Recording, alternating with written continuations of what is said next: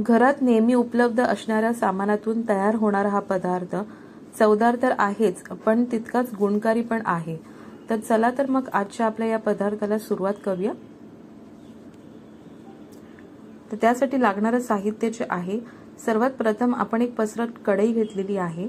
त्यामध्ये 2 चमचे तेल घेतलेले आहे आणि 1 चमचा मोहरी टाकलेली आहे. हा पदार्थ जर तुम्ही वेट लॉससाठी बनवत असाल तर तुम्ही तेलाचं प्रमाण कमी करा, 1 चमचाच घ्या.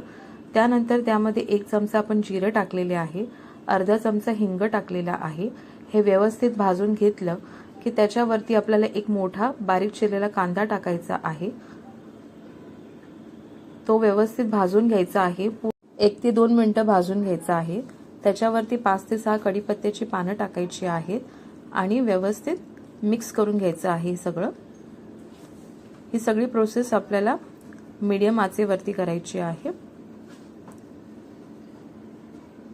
त्यानंतर आपण इथे 1 पेला ज्वारीचं पीठ घेतलेलं आहे.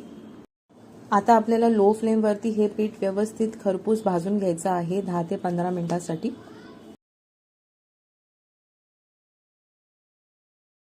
आता हे ज्वारीचं पीठ खूप उपयोगी आहे, कारण ह्यामध्ये बऱ्याच प्रमाणात फायबर असल्यामुळे आपले पोट बऱ्याच काळासाठी भरलेले राहते. त्यामुळे आपण जे वरच्यावर अरबट सरबट खायचा प्रयत्न करतो किंवा खातो, त्यामुळे लठ्ठपणा वाढतो, ते या ठिकाणी होत नाही, कारण ज्वारीमध्ये तसे घटक जीवनसत्व असतात. आपल्याला हे पीठ जे आहे ते आपल्याला जवळजवळ 10 ते 15 मिनिटं व्यवस्थित खरपूस भाजून घ्यायचं आहे, कारण ह्या पूर्ण पदार्थाला ह्या पिठामुळेच चव येणार आहे. त्यामुळे खमंग भाजल्यामुळे त्याची चव दुप्पट पटीने वाढेल. त्याच्यानंतर त्यामध्ये आपल्याला अर्धा चमचा हळद, 1 चमचा लाल तिखट घेतलेले आहे. तुम्ही तिखट ज्याप्रमाणे कमी जास्त खातात त्याप्रमाणे इथे प्रमाण कमी जास्त करू शकतात. नंतर आपल्याला 1 मिनिट व्यवस्थित हे पीठ परत भाजून घ्यायचं आहे. भाजता भाजता तुम्हाला जाणवेल की हे पीठ एकतर हलकं होतं आणि सुगंध दरवळतो घरामध्ये, त्यावरती तुम्हाला कळेल की हे व्यवस्थित पीठ भाजून झालेलं आहे. त्यानंतर आपल्याला 2 चमचे इथे आंबट दह्याचा वापर करायचा आहे आणि व्यवस्थित एकदा परत मिक्स करून घ्यायचं आहे सर्व.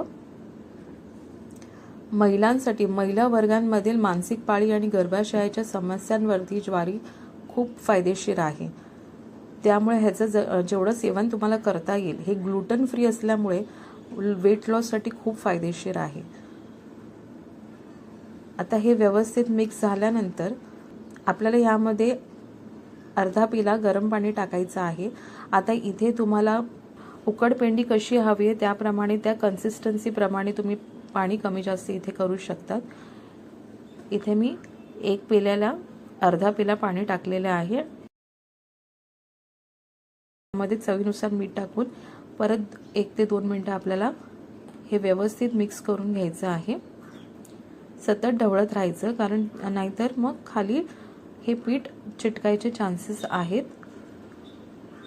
ही तयार झाल्यानंतर आपल्याला एका बाउलमध्ये सर्व करायचं आहे. सर्व करताना तुम्ही ह्यावरती कांदा भुरभुरून कोथिंबीर टाकू शकतात किंवा काही लोक यावरती शेव टाकूनही सर्व करतात. हे नाश्त्यासाठी किंवा संध्याकाळी चहा सोबत खायला उत्तम लागतं. मी हे ज्वारीच्या पिठाचं बनवलंय, तुम्ही गव्हाच्या पिठाचंही बनवू शकतात. त्याचं प्रमाण 1 पेला गव्हाचं पीठ आणि 1 चमचा तुम्ही रवा घेऊन खरपूस भाजून ह्याच पद्धतीने बनवा आणि नक्कीच ट्राय करा. आणि तुमची रेसिपी कशी झाली आहे ती मला सांगा. आणि ही रेसिपी तुम्हाला आवडली असेल तर लाईक, शेअर आणि सबस्क्राईब मात्र करायला विसरू नका. आणि व्हिडिओ पूर्ण बघितल्याबद्दल धन्यवाद.